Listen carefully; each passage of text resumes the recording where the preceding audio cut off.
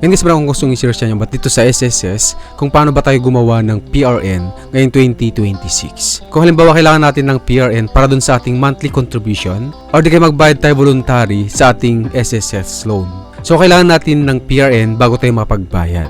Una guys, para makapag-generate tayo ng PRN, kailangan mayroon na tayong account dito sa my.sss. So para makapag-generate tayo ng PRN, ilagay natin yung ating account dito sa my.sss. I-type nyo sa yung browser sss.gov.ph.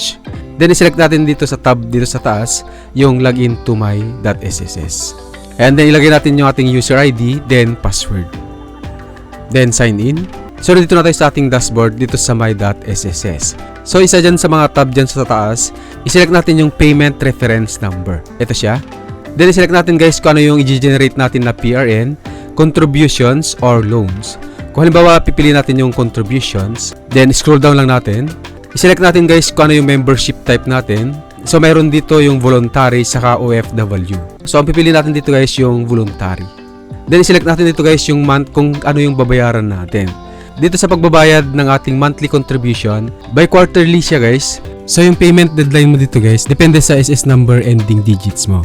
Mayroon tayong sinusunod na payment deadline. Halimbawa guys, mag-generate tayo ng PRN ng April. So select natin dito sa members type, voluntary. Then i-select natin yung April, applicable period 2. So gawin natin April. Then sa contribution, so i-select natin guys kung magkano yung contribution natin monthly.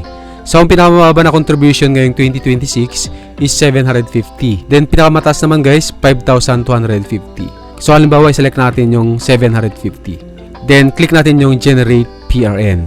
Then click natin yung pay. Then dito sa choose a payment method, so i-select natin dito yung bilyero. Then click natin yung continue. Sa bandang baba, click natin yung next. Then dito sa consent, i-check lang natin ito lahat guys, yung I agree to the terms, then I agree to abide, then click natin tong proceed.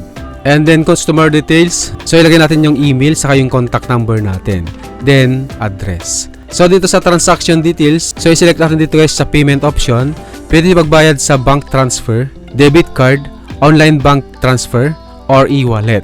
So sa e-wallet, pwede tayo magbayad sa GCash, GrabPay, Maya, saka Palawan Pay. So halimbawa piliin natin yung GCash. So click natin yung next. So dito bago natin gawin tong process na to, kailangan may laman na yung GCash natin. So open lang natin yung ating GCash, then i-scan lang natin yung QR code na ipapakita sa inyo ni SSS. Ang guys, nila yung pag-generate ng PRN para dun sa ating monthly contribution ngayong 2026.